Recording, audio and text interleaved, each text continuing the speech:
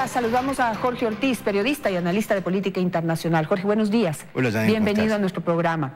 Bueno, están las cartas sobre la mesa. Se le quitó el asilo político a Julian Assange y el gobierno británico ya ha manifestado que no va a extraditar a Julian Assange a un país en donde esté expuesto a la pena de muerte. Y eso es Estados Unidos, que en teoría sería el país que podría estar interesado en una extradición para que pueda enfrentar cargos por haber divulgado información que ellos la consideraban reservada y de seguridad nacional. ¿Cuál es la realidad actual, cómo la ve usted, de Julian Assange y cuál sería el futuro al que podría estar expuesto? A ver, yo no sé si en el documento del Foreign Office británico, en el que se le garantiza al Ecuador estos límites para la extradición de Assange, se utiliza la palabra equivalente a Estado o la palabra equivalente a país.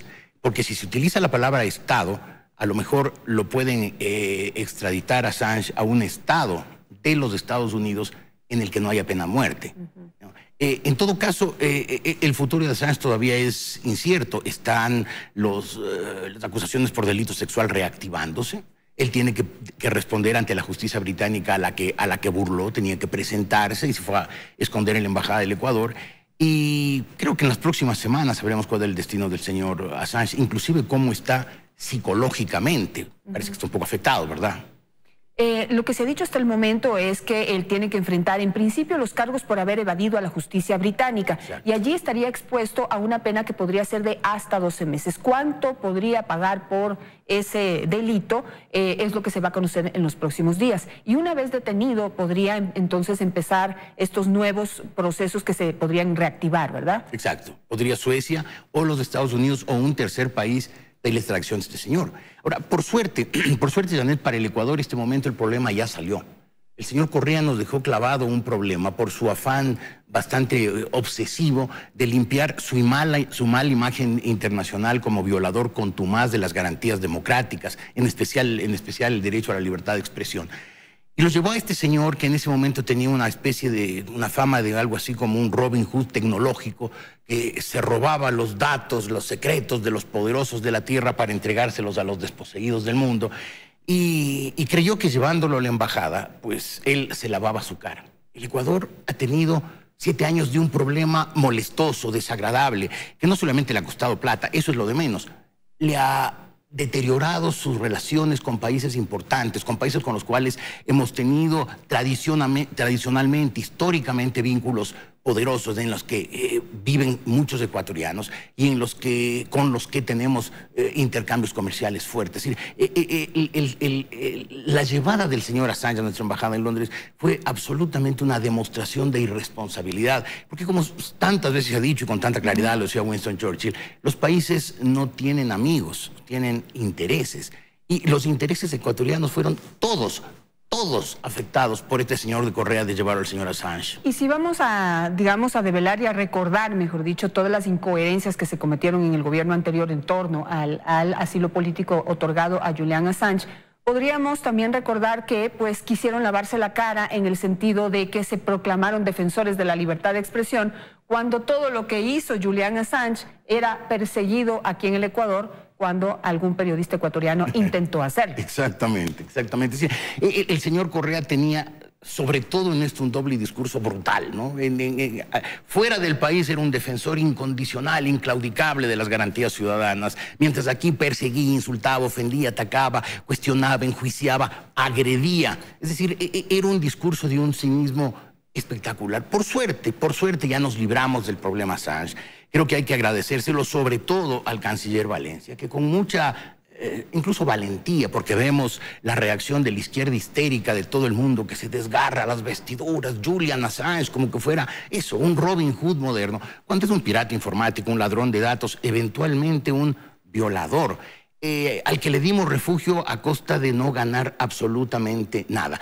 A mí me parece que la sacada de Assange fue muy importante, no solamente porque nos libramos de ese problema tan desagradable y tan incómodo, sino sobre todo porque demuestra que la política exterior ecuatoriana al fin ha dado un giro hacia los intereses ecuatorianos, hacia la defensa de lo que al Ecuador le importa no la imagen internacional que en su momento quiso vender el señor Correa. En esa imagen internacional que Correa la está trabajando también en este momento, se habla de haber violado los derechos de libertad de expresión de un periodista. Y yo sí quisiera precisar si usted considera que Julian Assange es un periodista. No, no es ni periodista, ni es ecuatoriano, ni conoce Chaupicruz. Es toda una mentira. El señor Assange es un pirata informático. Si se quiere, pues, se puede ver hasta como un libertario que quiere meterse en las redes informáticas de divulgar secretos. Pero evidentemente mucho más que eso, es un agente de un sector político del mundo. Es decir, está claro que el señor Assange se metió en las redes del Departamento de Estado de los Estados Unidos. El mes pasado o antepasado se metió incluso en las redes del Vaticano, donde hay muchos secretos, mucho más que en el Departamento de Estado de los Estados Unidos, porque ese es un país democrático, abierto. Hay en Rusia, en Bielorrusia, en Turquía, en Nicaragua, en Venezuela. ¿Por qué el señor Assange no se mete ahí? Porque él es un agente de esta internacional antiimperialista que se ha formado, del cual Putin es la cabeza y tiene una serie de, para usar una palabra de la Revolución Ciudadana, una serie de sicarios de tinta, entre ellos Rafael Correa. Y allí yo quisiera también que analicemos y toquemos el tema de el compromiso que puede tener Julian Assange, político y también ya personal, con el gobierno de Rafael Correa, con Rafael Correa y todos estos exfuncionarios que siguen pues ahí conspirando en este momento contra la estabilidad del Ecuador, porque no devela información referente a Rafael Correa, sino solamente devela información referente a una parte de los exfuncionarios de ese gobierno. Si hablamos de Lenín Moreno, se habla de los INA Papers, pero yo quisiera saber si Lenín Moreno jamás habló con Glass, por ejemplo, para hablar del Coca-Cola Sinclair, claro.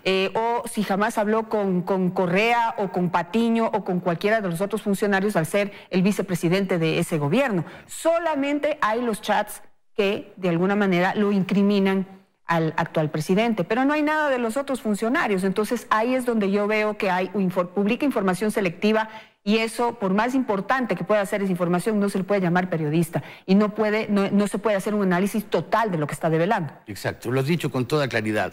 Es evidente que el señor está a servicio de una causa. Esa causa es la desestabilización de las democracias occidentales, una causa en la que están involucrados una serie de personajes, sobre todo de la izquierda más histérica del mundo, y que lo tienen al señor Vladimir Putin al frente. El problema es que para hacer esto han transgredido una serie de normas. Es decir, yo tengo la sospecha, Janet, de que la nacionalización del señor Assange, después del nombramiento como funcionario de la Embajada del Ecuador en Moscú con $2,000 y pico de salario, en la entrega de un pasaporte, darle una cédula diciendo que es residente de Chaupicruz, a mí me da un cierto tufito a la venta de la bandera. ¿Te acuerdas? Claro que sí. En noviembre, si no me equivoco, de 1892, el Ecuador le dio la bandera ecuatoriana a un barco que supuestamente le habíamos comprado a Chile, que en realidad lo había comprado el Japón, que estaba en la guerra sino-japonesa de finales del siglo XIX.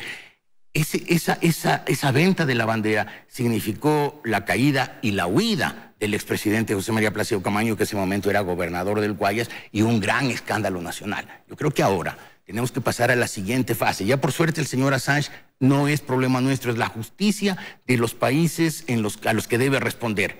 Lo que es nuestro problema es averiguar por qué, cómo, en qué circunstancias, con qué violaciones legales se le otorgó la ciudadanía y se le otorgó un cargo, y una cédula y un pasaporte al señor Assange. ¿En cuánto tuvo que ver en eso la señora María Fernanda Espinosa y el señor ese extranjero Long, que fungió de canciller durante un tiempo? En ese sentido, todavía no sé cómo evalúa usted las declaraciones del gobierno actual, toda vez que se ha dicho que esa nacionalidad se le dio luego de que él entregó información falsa.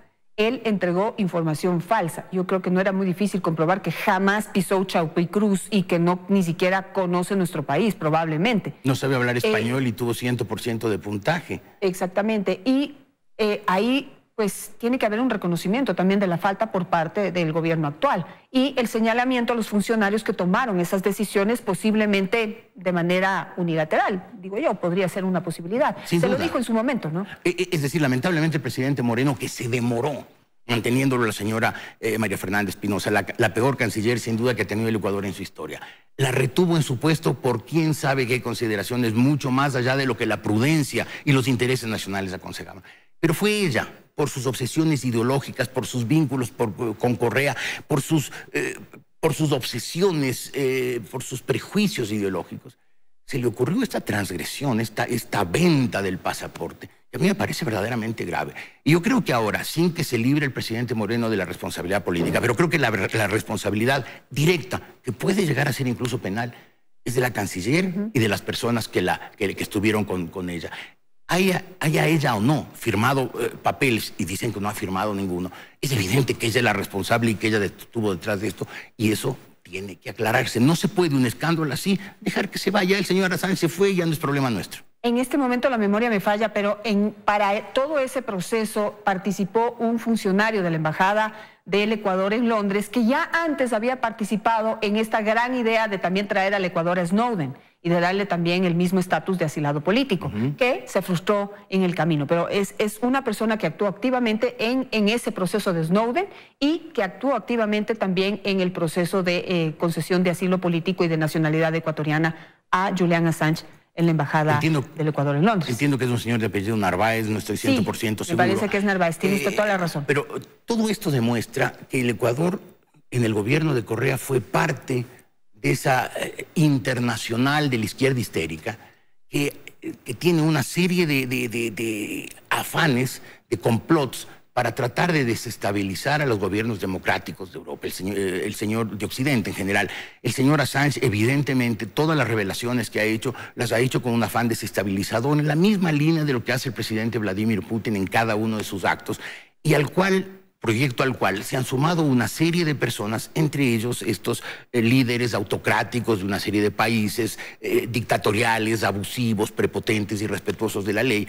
Y de pronto el Ecuador, por las obsesiones ideológicas del señor Correa, por el afán de lavar su imagen tan deteriorada por sus violaciones de los derechos ciudadanos, pues se involucró. El problema es que no se involucró él, involucró a todo el Ecuador. Y el Ecuador resultó siendo parte de una conjura internacional contra las democracias occidentales, como parte del cual llegamos a vender nuestro pasaporte y querer dar refugio a unos hackers internacionales, a unos ladrones de datos que estaban al servicio de los intereses del señor Putin. Por último, Jorge, quisiera saber, digamos, de aquí en adelante se está estudiando la posibilidad de quitarle esa nacionalidad ecuatoriana a Julian Assange por las irregularidades cometidas en este proceso. Pero mientras tanto es un ciudadano ecuatoriano. ¿Eso cómo nos pone frente a las leyes británicas? A ver, la declaración que hizo el canciller la víspera de la salida del señor Assange parecía que había dejado en suspenso el proceso y por lo tanto lo habría de alguna manera detenido y tal vez nulitado. Habría que saber exactamente cuál es el alcance de esa declaración del canciller. En todo caso, frente a los Estados Unidos, frente sobre todo a la Gran Bretaña, frente también a Suecia y por extensión a toda la comunidad, a la Unión Europea, a la Unión de los 27 y al mundo occidental, el mundo de la libertad, de la prosperidad, el Ecuador ha quedado muy mal porque se ha visto comprometido en una conjura con una serie de gobernantes y gobiernos despóticos, no respetuosos ni siquiera de la convivencia entre naciones. Hay una estructura de poder mundial surgido de la Segunda Guerra Mundial que le ha dado al mundo estabilidad, paz y prosperidad como no ha tenido el mundo en sus 13.000 años de historia. Ese orden internacional que ha tenido subes y bajas, dificultades, pasó incluso por una guerra fría, una serie de guerras localizadas. Pero esa estabilidad mundial le ha dado al mundo 70 años de prosperidad y de avance, incluso en la tecnología, en la medicina, en la ciencia. Eso es lo que está tratando de vulnerar ahora un sector. Y el Ecuador terminó metido en esa conjura internacional en que iba a hacer daño a toda la estabilidad del mundo y que le iba a afectar incluso al Ecuador. Manejar la política internacional no pensando en los intereses del país es casi un crimen de lesa patria. En todo caso, el tema de la venta del pasaporte tiene que ser investigado. Hay que llegar a establecer con absoluta precisión quiénes fueron los culpables y sancionarlos con todo el rigor de la ley, porque si bien no fue el de la nivel de la venta de la bandera de 1896, sí fue un caso de venta de la soberanía nacional. Me voy a quedar con eso y con la tarea que usted me la puso aquí de averiguar si la declaración del gobierno británico es que no lo va a extraditar a un país o a un estado en donde haya pena de muerte. porque ahí pues haría la diferencia. Tal vez sí pueda ser extraditado a los Estados Unidos siempre y cuando vaya a un estado en donde no esté aprobada, no exista la pena de muerte, pero existiría la cadena perpetua. Y existiría la cadena perpetua o diferentes niveles de penas, ¿no? La sentencia a la que podría también estar expuesto. Muchas gracias, Jorge, por estar esta mañana con nosotros.